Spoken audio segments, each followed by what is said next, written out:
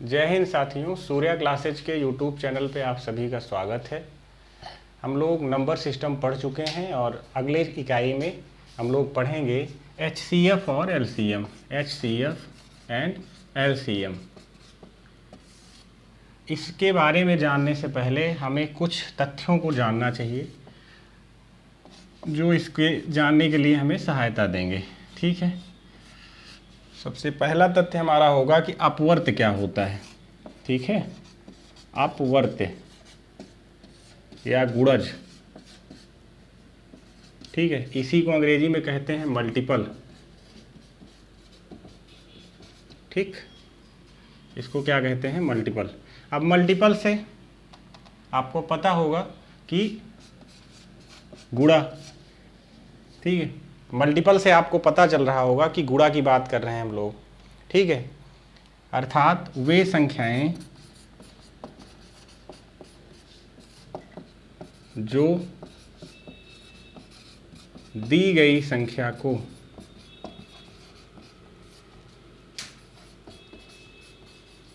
पूरा पूरा विभाजित करें। ठीक है, विभाजित करें। जैसे देखिए, 2 का मल्टीपल क्या है? 2 है, 4 है, 6 है, 8 है, 10 है, 12 है, 14 है। ये सभी संख्याएं क्या हैं? ये 2 की मल्टीपल हैं या गुणज हैं या अपवर्त हैं। ठीक है, ये हो गया। अब गुणज के बारे में 2-3 तथ्य देखते हैं।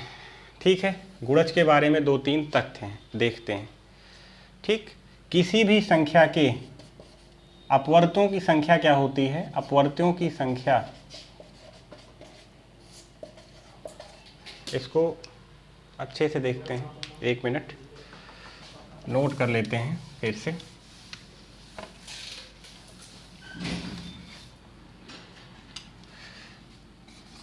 ऐसे अपवर्त हेडिंग बनाएंगे, उसके बारे में पहला पॉइंट लिखेंगे, किसी भी संख्या के अपवर्त्यों की संख्या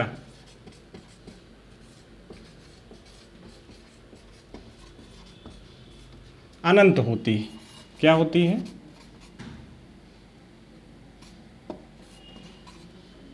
अनंत होती है।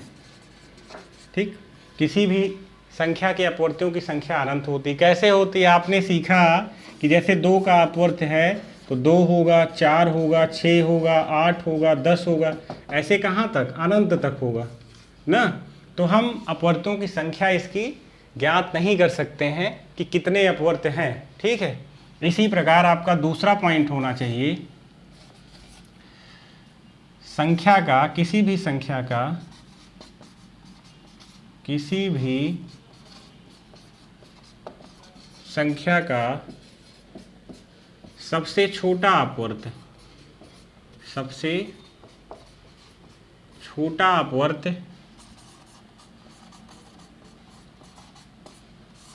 वह संख्या स्वयं होती है, स्वयं होती है, तथा सबसे बड़ा अपवर्त, सबसे बड़ा अपवर्त ज्ञात नहीं कर सकते हैं, ज्ञात नहीं कर सकते हैं। ठीक है, आपने सीखा कि अपवर्त किसे कहते हैं? अपवर्त जो होता है वो संख्या का मल्टीपल होता है, इसको अंग्रेजी में गुणज बोलते हैं, ये मल्टीपल है, मल्टीपल। ठीक है, मानी जैसे गुणा है किसी संख्या का, 2 एकम 2, 2 दूना 4, 2 तिहाई 6, 2 चौक 8, 2 पंचे 10। तो सबसे छोटा अपवर्त तो 2 हुआ ना, और सबसे बड़ा अपवर्त इसका हम लोग ज्ञात नहीं कर सकते हैं। आप कहेंगे 10 होगा, किसी और ने कहा 12 होगा, तीसरे ने कहा 14 होगा, फिर अगले ने कहा 16 होगा। ऐसे ऐसे सबसे बड़े अपवर्त किस क्या होगा वो हमको नहीं बता सकते। ठीक है, तो यही बात इसमें लिखी गई है, किसी भी संख्या का सबसे छोटा अपवर्त वह संख्या स्वयं होती है तथा सबसे बड़ा अपवर्त ज्ञात नहीं कर सकते हैं। ठीक है, ये चीज़ें हम लोगों ने सीखी, अपवर्त क्या होता है ये हमने जाना। ठीक है, इसको देख लीजिए, आप लोग नोट करिए।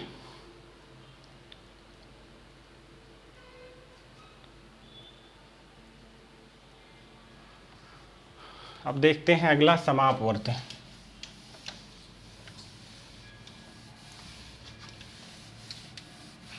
अगला देखते हैं समापवर्त। दूसरा नंबर है समापवर्त।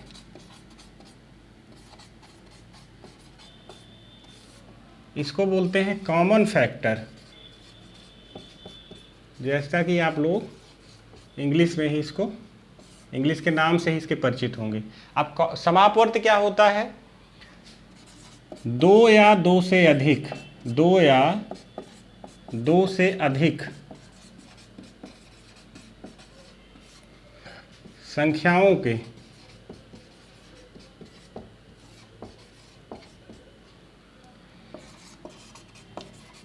उभयनिष्ठ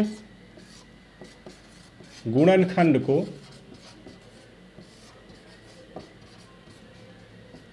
उन संख्याओं का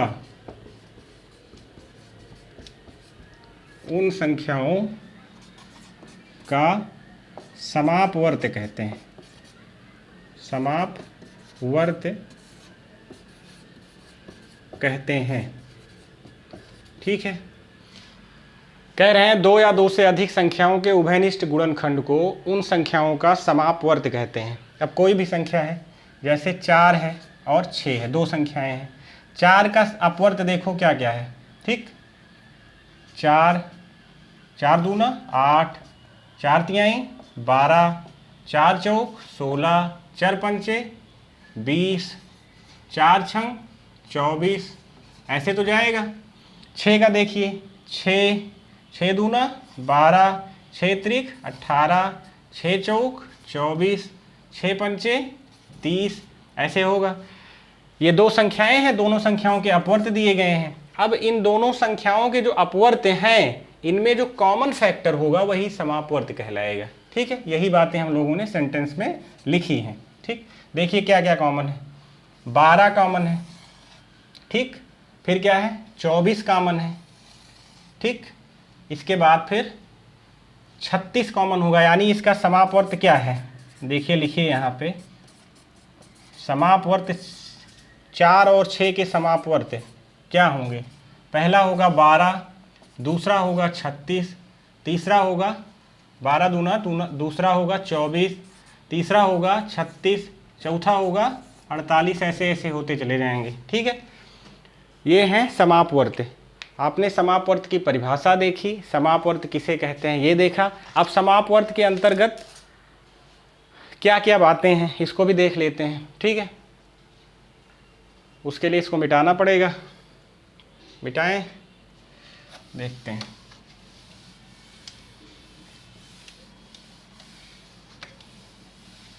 अब देखिए,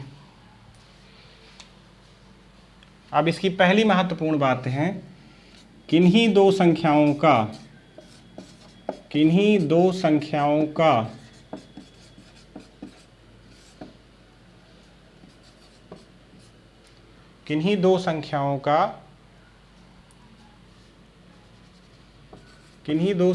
के समापवर्तों की संख्या ज्ञात नहीं कर सकते हैं, अर्थात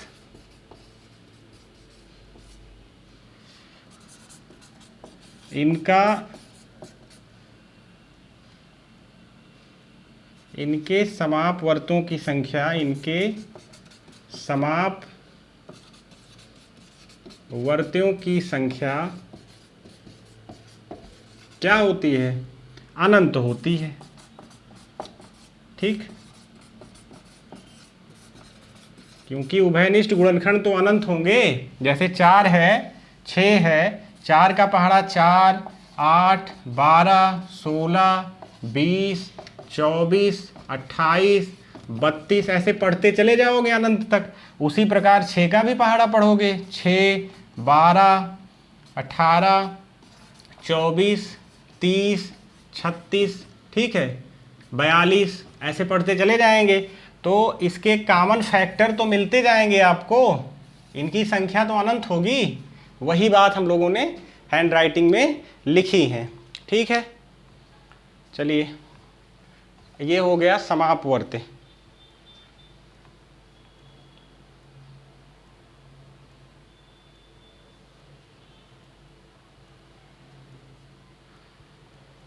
अब देखते हैं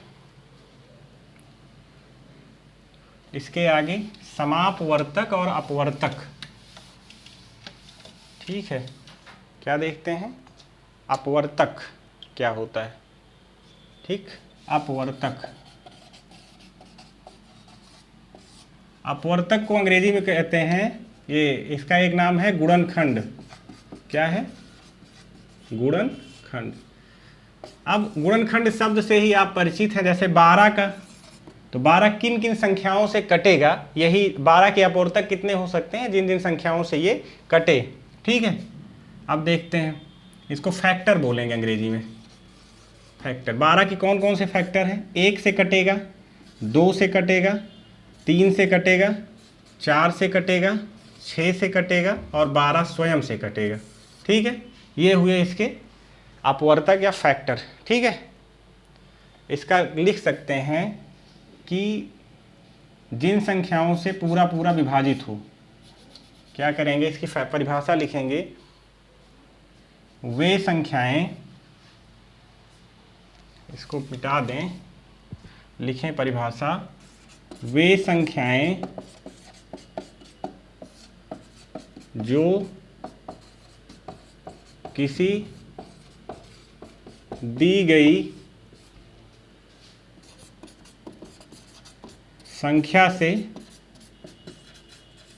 विभाजित हो जाती हैं, विभाजित हो जाती हैं, ठीक है, अपवर्तक कहलाते हैं।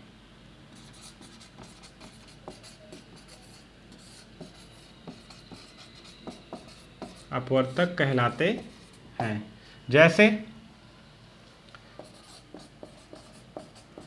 क्या, जैसे 12 था, 12 कितनी संख्याओं से कटेगा, 1 से कटेगा, 2 से कटेगा, 3 से कटेगा, 4 से कटेगा, 6 से कटेगा और 12 स्वयं से कटेगा, ठीक है, हो गया। ये इसके अपवर्तक हैं, ठीक है। अपवर्तक को बोलते हैं फैक्टर, ठीक। अब इन चीज़ों से कुछ बातें निकल के आती हैं अपवर्तक के विषय में, ठीक है। अपवर्तक के विषय में कुछ बातें निकल के आती हैं, ठीक। अपवर्तक के विषय में कुछ बातें निकल के आती हैं जिनको हम देखेंगे, ठीक। पहली बात क्या निकल के आती है कि अपवर्तकों की संख्या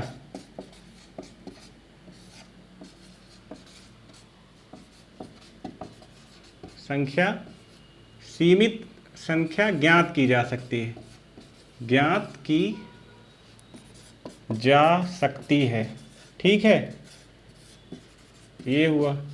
दूसरी बात निकल के आती है कि अब सबसे छोटा अपवर्तक, संख्या का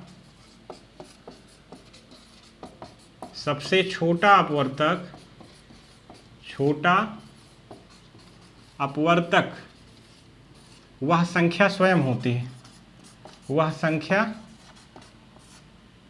सबसे छोटा अपवर्तक जो है वो 1 होगा, सबसे छोटा अपवर्तक क्या होगा, 1, तथा सबसे बड़ा अपवर्तक, सबसे बड़ा अपवर्तक वह संख्या स्वयं होगी, वह संख्या स्वयं होगी, ठीक है। ये बातें थी। अब कैसे, जैसे आपने अभी 12 के विषय में पढ़ा था, तो 12 किन संख्याओं से कटता है, 1 से कटेगा, 2 से कटेगा, 3 से कटेगा, 4 से कटेगा, 6 से कटेगा और 12 से कटेगा। अब इसमें सबसे छोटा अपवर्तक क्या है, 1 है, और सबसे बड़ा अपवर्तक क्या है, 12 है। यही बात यहाँ पर लिखी गई है, ठीक है। ये हो गया अपवर्तक, ठीक। अगला है समापवर्तक। इसके बाद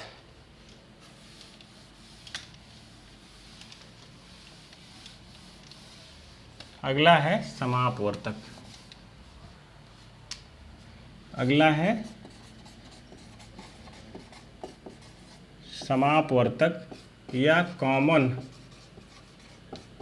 फैक्टर, ठीक है। ये क्या होगा, 2 या 2 से अधिक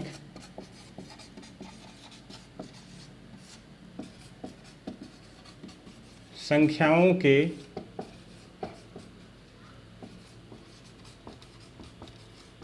उभयनिष्ठ अपवर्तकों को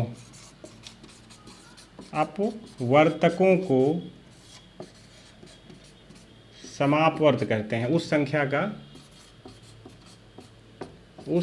का क्या कहेंगे, समापवर्तक कहेंगे ना। समापवर्तक कहते हैं। ये परिभाषाएं बहुत महत्वपूर्ण हैं, इन्हीं से सवाल बनते हैं पेपर में। अब जैसे मान लो 12 था और 16 था, दो संख्याएं हैं 12 और 16। 12 के अपवर्तक कौन कौन से हैं, 1 है, 2 है, 3 है, 4 है, 6 है और 12 है। 16 के अपवर्तक कौन कौन से हैं, 1 है, 2 है, 3 नहीं है, 4 है, 5 नहीं है, 6 नहीं है, 7 नहीं है, 8 नहीं है, 8 है, ठीक है। उसके बाद ये संख्या स्वयं है, ठीक। ये संख्या स्वयं है। मुझे लग रहा है लाइट चली गई, इसके आगे देखते हैं फ्लैश से। तो ये संख्या 16 स्वयं है। फिर से एक बार रिवाइज करते हैं। यहाँ पे 12 के अपवर्तक कौन कौन से हैं, 1 है, 2 है, 3 है, 4 है, 6 है और 12 स्वयं है। 16 के अपवर्तक कौन कौन से हैं, 1 है, 2 है, 4 है, 8 है और 16 है, ठीक है। समापवर्तक की परिभाषा होती है 2 या 2 से अधिक संख्याओं के उभयनिष्ठ अपवर्तकों को क्या कहते हैं, समापवर्तक कहते हैं, ठीक। अब देखते हैं उभयनिष्ठ कौन कौन से हैं। 1 है, ठीक, 2 है, 4 है और ये इसके बाद कोई नहीं मिल रहा है। तो इसके अपवर्तक कौन कौन से हैं, 12 और 16 के अपवर्तक कौन कौन से हैं, 12 और 16 के समापवर्तक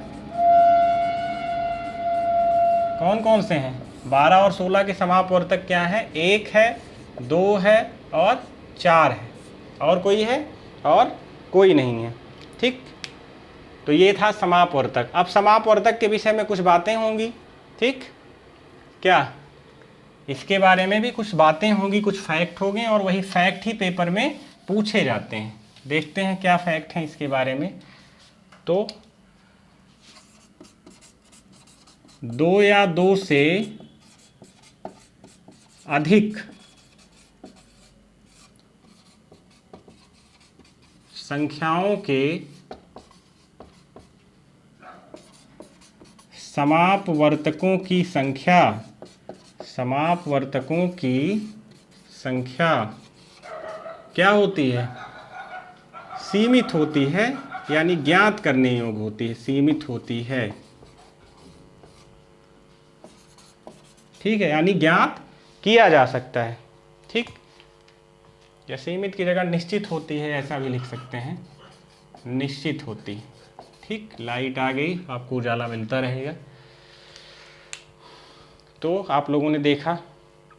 अब हम लोग चारों चीज़ों को एक साथ पढ़ेंगे कि क्या क्या हम लोगों ने पढ़ा अभी तक, ठीक है। क्योंकि यही इसी इतने में आपको दिक्कत होगी, ठीक।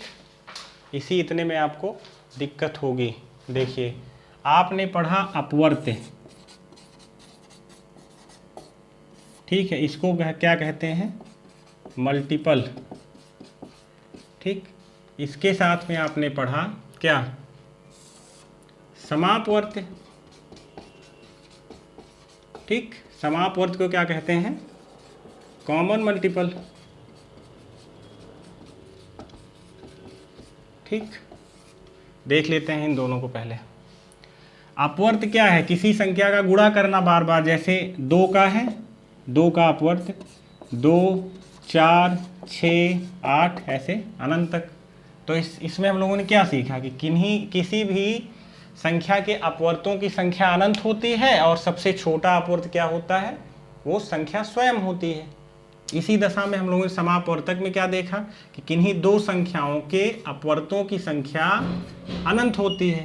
ठीक, यही तो सीखा हम लोगों ने। जैसे 2 है, 4 है, 6 है, 8 है, ऐसे जाएगा। और 4 का है 4 है, 8 है, 12 है। तो इसमें देखो कॉमन फैक्टर कुछ ना कुछ मिलता रहेगा और ये अनंत तक है, तो इनकी संख्या हम लोग ज्ञात नहीं कर सकते हैं। अपवर्त और समापवर्त में आपने रिलेशन देखा। इसके बाद अब देखेंगे हम लोग समापवर्तक। ये होता है अपवर्तक, देखेंगे अब अपवर्तक। अपवर्तक को क्या कहते हैं? अंग्रेजी में कहते हैं फैक्टर। ठीक, इसके बाद अगला है समापवर्तक। समापवर्तक इसको बोलते हैं आपका कॉमन, वहाँ मल्टीपल था और यहाँ पर फैक्टर लग जाएगा। इसमें क्या है?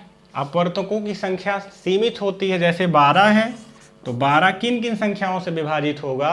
वही अपवर्तक हैं या वही फैक्टर हैं। 12 के फैक्टर 1, 2, 3, 4, 6 और 12। समापवर्तक में किन्हीं दो संख्याओं के उभयनिष्ठ फैक्टर। ठीक, जैसे 12 है और 16 है। ठीक, तो क्या होगा? 12 का 1 होगा, 2 होगा, 3 होगा, 4 होगा, 6 होगा और 12 होगा। ठीक, 1 होगा, 2 होगा, 4 होगा, उसके बाद 8 होगा और 12 होगा। तो यहाँ पर कॉमन फैक्टर 1 है, 2 है और 4 है। ठीक, यही इतने हैं इसमें। तो अपवर्तकों की संख्या क्या होती है? सीमित होती है। इनकी संख्या असीमित थी। क्या थी? असीमित। किसकी संख्या असीमित थी? अपवर्त की। जबकि अपवर्तकों की संख्या क्या होती है? सीमित होती है। और उसी तरीके से समापवर्तक की भी संख्या क्या होती है? सीमित होती है। तो हम लोगों ने अपवर्त, समापवर्त, अपवर्तक और समापवर्तक को पढ़ा। अब इसके आगे हम इन पर सवाल कैसे बनते हैं वो देखेंगे। ठीक है, उसके पहले हम देखेंगे एक की संख्या का कैनोनिकल रूप क्या होता है। ठीक,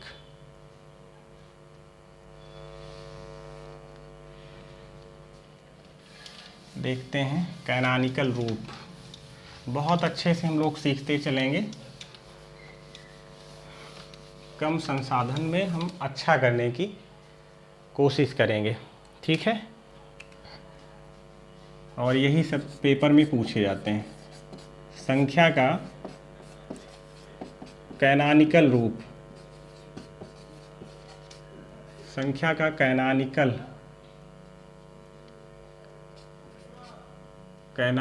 रूप।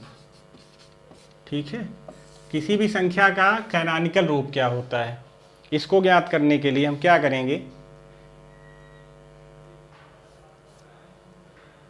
इसका जो आधार है ना, आधार किसी भी संख्या, जैसे कोई भी संख्या है, मान लो 144 है, 144।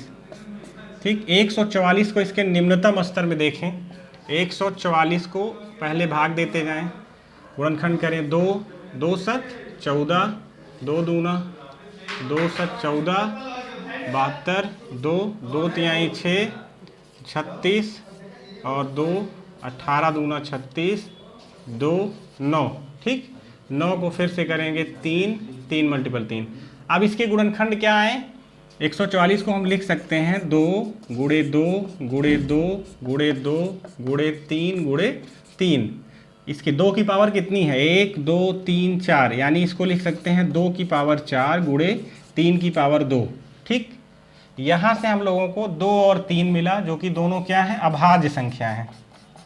ठीक, अभाज्य संख्या। 2 क्या है? अभाज्य है। 3 क्या है? अभाज्य है। यानी आधार को अभाज्य संख्याओं में तोड़ना ही क्या कहलाता है? कैनोनिकल रूप कहलाता है। ठीक है, किसी भी संख्या के गुणनखंड करने पर यदि आधार उसका किसमें? अभाज्य संख्याओं में वितरित हो जाता है तो वो क्या कहलाएगा? कैनॉनिकल रूप कहलाएगा। ठीक है, इसकी परिभाषा लिखते हैं हम लोग। परिभाषा क्या होगा, किसी संख्या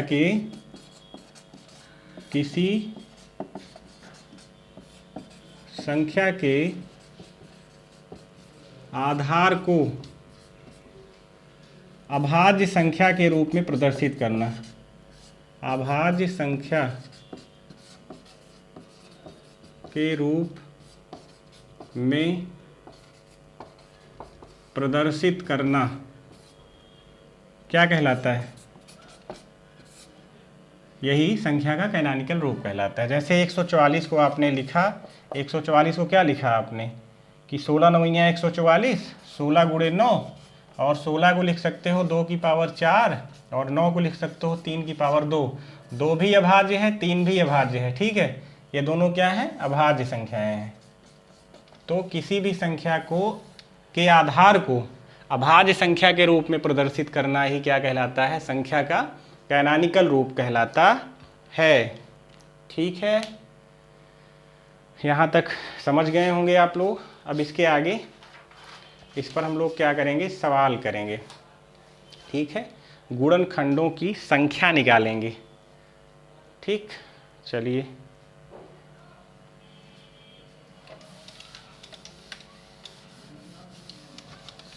अब यहाँ से एक ही में सब कुछ समझा दिया जाए, एक ही फार्मूले से सब कुछ देख लिया जाता है। यदि z इक्वल टू a की पावर x, नहीं z ना करो, इसको कुछ और मानो, n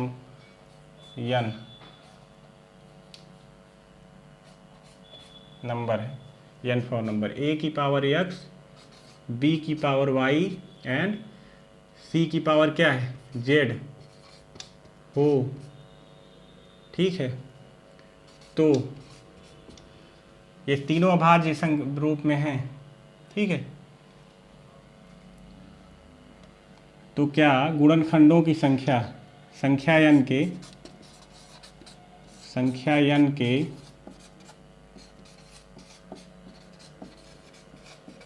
गुणनखंडों की संख्या क्या होगी? गुणनखंडों की संख्या होगी x plus 1 multiple y plus 1 multiple z plus 1। ठीक है, ये क्या होगी? गुणनखंडों की संख्या। ठीक, ये पहला फार्मूला आपका बना। दूसरा फार्मूला बनता है संख्या n के अभाज्य गुणनखंडों की संख्या। अभाज्य गुणनखंडों की संख्या, इसके लिए हम क्या करेंगे? x plus y plus z, यही करेंगे। ठीक, x plus y plus z, ये इसके अभाज्य गुणनखंड। अभी यही दो देखें, आज इन्हीं दोनों पे अभ्यास हो पाएगा।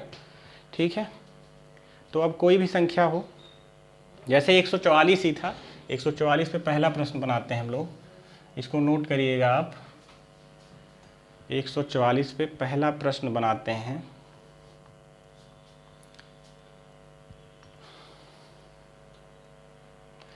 बहुत ही इम्पोर्टेंट चीज़ है, यहाँ से प्रश्न बिल्कुल आते हैं और छोटी परीक्षाओं में, वनडे एग्ज़ाम में यहीं से प्रश्न बनते हैं। 1 नंबर आपको मिलेगा आज की क्लास से।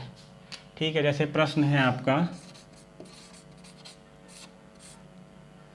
144 के अभाज्य गुणनखंडों की संख्या बताएं।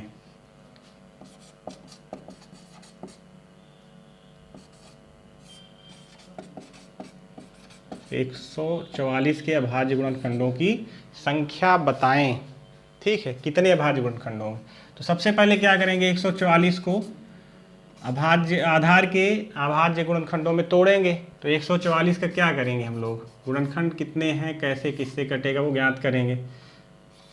2 7 14, 2 दूना 4, 2 तिहाई 6, 2 दूना 2 छंग 12, 36, 18, 2 9, और 3 त्रिक का 9, यानी इसको लिख सकते हैं 1 2 3 4, 2 की पावर 4 और 3 की पावर 2, इसमें लिख सकते हैं। ठीक, इसमें लिख सकते हैं। और 2 और 3 क्या है, अभाज्य हैं, इसी में तो तोड़ना था। अब इसके अभाज्य गुणनखंड ज्ञात करने के लिए क्या होता है फार्मूला, अभाज्य गुणनखंड के लिए इसको a मानो, इसको x मानो, इसको y, क्या करते हैं घातों को जोड़ देते हैं। कितने अभाज्य गुणनखंड हैं, 6। ठीक, 6 क्या है, अभाज्य गुणनखंड है। और कुल गुणनखंड कितने हैं, कुल गुणनखंड कितने होंगे, 4 धन 1, अगले ब्रैकेट में 2 धन 1, ये हो जाएगा 5 गुणे ये हो जाएगा 3, 5 तिहाई 15।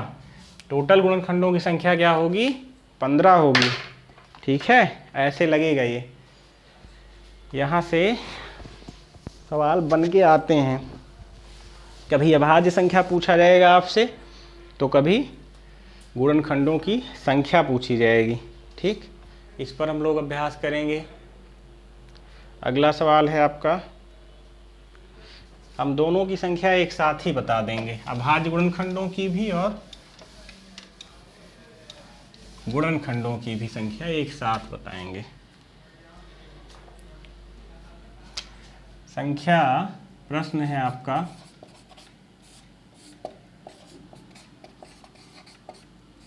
संख्या 720 के गुणनखंडों की संख्या बताइए। ठीक, गुणनखंडों की संख्या बताइए। पहला कदम होगा हमारा 720 के गुणनखंडों को ज्ञात करने के लिए, इसका क्या करेंगे, लासा ज्ञात करेंगे। इसे लासा ही तो बोलते हैं, लासा गुणनखंड विधि से ज्ञात करते हैं। 720 को और ऊपर लिखें जिससे पूरा हो जाए, 720, 2 से काटिए, 2 तिहाई 6, 2 छंग 12।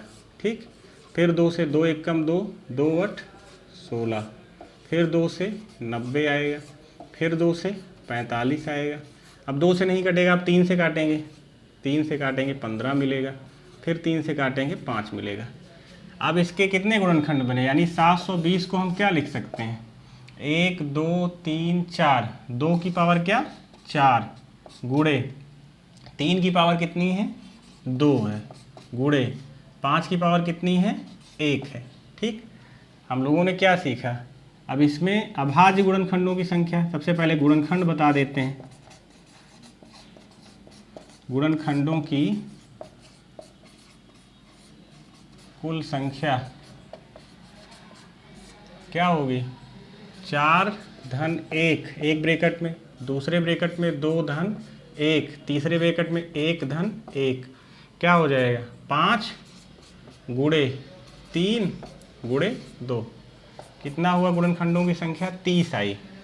ठीक, गुणनखंडों की संख्या 30 मिली। अब अभाज्य गुणनखंडों की भी बता देते हैं।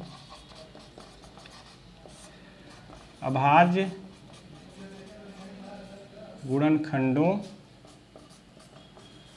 की संख्या क्या होगी, 4 धन 2 धन 1, 4 2 6 1 7, इनकी संख्या 7 होगी और उनकी संख्या 30 होगी।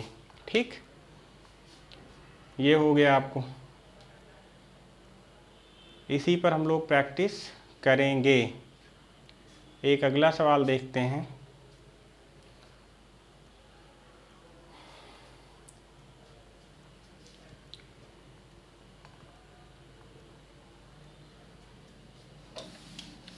एक अगला सवाल थोड़ा सा चेंज करके देखते हैं।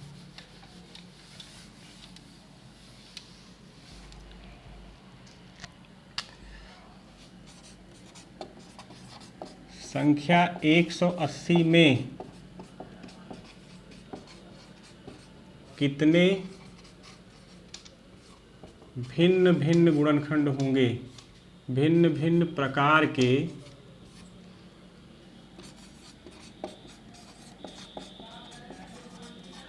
गुणनखंड होंगे। ठीक है, कितने भिन्न भिन्न प्रकार के गुणनखंड होंगे।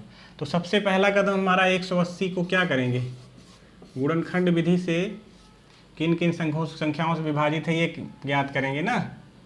ठीक है, यानी इसके क्या अपवर्तकों की संख्या यानी फैक्टर इसका ज्ञात करेंगे। 2 से 90, फिर 2 से 45, फिर 3 से 15 बचेगा, फिर 3 से 5 बचेगा। यानी 180 को लिख सकते हैं हम लोग क्या, 2 की पावर 2 मल्टीपल 3 की पावर 2 मल्टीपल 5।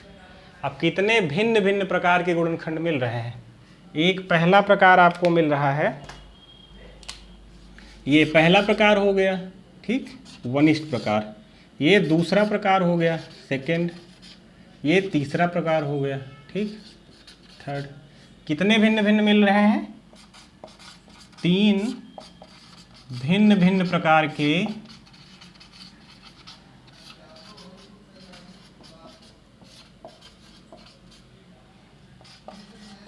गुणनखंड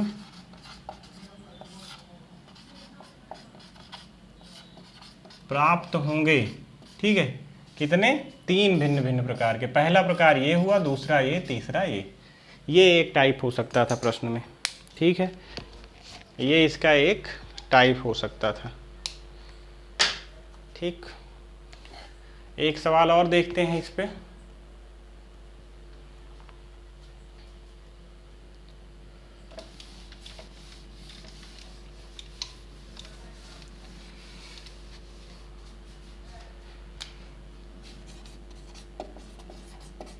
संख्या 4 की पावर 10 गुणे 6 की पावर कुछ भी कर दो, 6 की पावर 15, 6 की पावर 15 के अभाज्य गुणनखंडों की संख्या बताएं। अभाज्य गुणनखंडों की संख्या बताएं। ठीक, क्या है संख्या, है 4 की पावर 10 गुणे 6 की पावर 15। अब देखिए ये 4 और 6 में तोड़ा गया है, लेकिन ये बताएं क्या ये कैनॉनिकल रूप में है। कैनॉनिकल कहने का मतलब ये है क्या इनके आधार अभाज्य हैं, नहीं है ना। 4 अभाज्य नहीं है और 6 भी अभाज्य नहीं, तो इनके साथ हम क्या करेंगे, चेंजिंग करेंगे। 4 को क्या लिख सकते हैं, 2 गुणे 2 की पावर क्या 10 ना, गुणे 6 को लिख सकते हैं 2 गुणे 3 की पावर 15। अब एक साथ इसको ऐसा करो, 2 की पावर 2 कर सकते हो और बाहर क्या है 10 है ही साथ में। यहाँ पर 2 की पावर 15 करेंगे गुणे 3 की पावर 15 करेंगे। ठीक, अब ये हो गया 2 की पावर 20, 10 दूना 20। ठीक है, अगर ब्रैकेट लगा हुआ है तो घातें जो है गुणा हो जाती हैं, जैसे इसकी पावर और उसकी पावर। ठीक है, गुणे यहाँ पर 2 की पावर 15 मिल रहा है हमको और गुणे 3 की पावर 15। तो यहाँ पर देखो गुणा में घातें जुड़ती हैं, यदि आधार समान हो तो घातें जुड़ जाती हैं। 20 और 15 क्या होगा 35, 2 की पावर 35 गुणे 3 की पावर 15। यहाँ तक कोई दिक्कत है नहीं आपको। अभाज्य गुणनखंड कितने होंगे, अभाज्य गुणनखंडों की संख्या क्या होगी, इन्हीं को जोड़ दीजिए। क्या 35 धन 15 कितना हो जाएगा 50। टोटल संख्या अभाज्य गुणनखंडों की क्या होगी 50 होगी।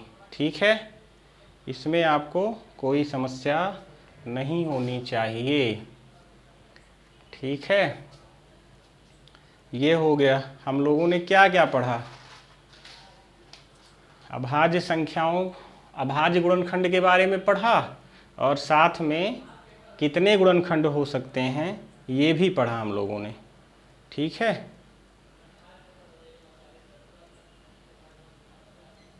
और गुणनखंड को एक नाम से और बुला सकते हैं। ठीक है, इसको देखते हैं गुणनखंडों को। एक सवाल और करें।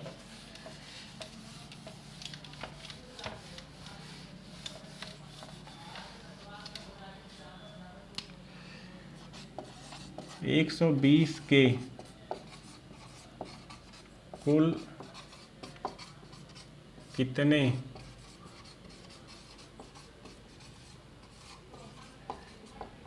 अपवर्तक हैं। ठीक है, 120 के कुल कितने अपवर्तक हैं। तो सबसे पहला कदम हमारा होगा 120 के अपवर्तकों की संख्या बताएं। 120 को क्या करेंगे, इसका फैक्टर करेंगे। 60 आएगा, 30 आएगा, 15 आएगा, फिर 3 से करेंगे 5 आएगा।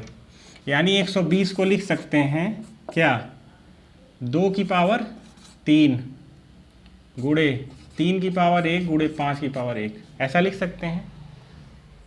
अच्छा, अपवर्तक क्या होता है, वही गुणनखंड। अपवर्तक क्या है, अपवर्तक को ही क्या कहते हैं, गुणनखंड।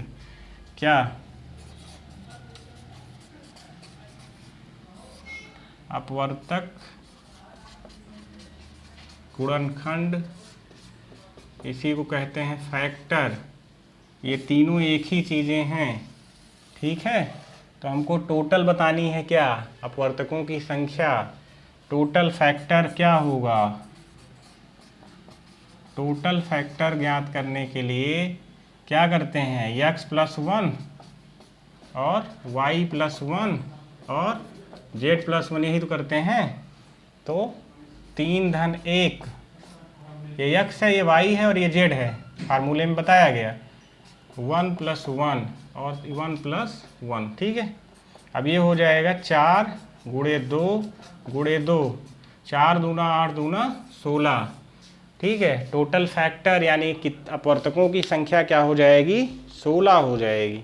ठीक, ये हो गया अपवर्तकों की संख्या। ठीक है, इसके आगे जो है हम लोग नेक्स्ट क्लास में देखेंगे कि अपवर्तकों के गुणनखंडों का योगफल कैसे ज्ञात किया जाता है। ठीक है, अगली क्लास में हम लोग देखेंगे कि गुणनखंडों का योगफल कैसे ज्ञात किया जाता है। तब तक के लिए आप लोग बने रहिए सूर्या क्लासेज के साथ। धन्यवाद।